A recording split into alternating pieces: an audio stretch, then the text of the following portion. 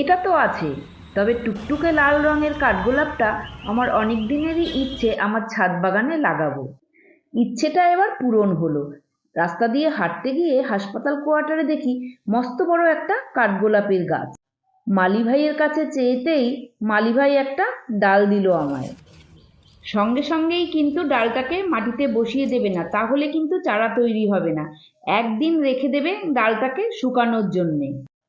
একদিন শুকিয়ে আমি কিন্তু ফাঙ্গিসাইডের জলে ডুবিয়ে রেখেছিলাম।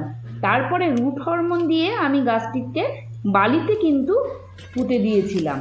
তোমরা চাইলে 50% বালি 50% মাটিতেও গাছটিকে বসিয়ে দিতে পারো। ডাল থেকে চারা তৈরি হতে 1.5 থেকে 2 মাস কিন্তু সময় লাগে। ডালটা বসাবার পর খুব বেশি চপচপে করে জল দেবে না, একদিন পর পর জল দেবে।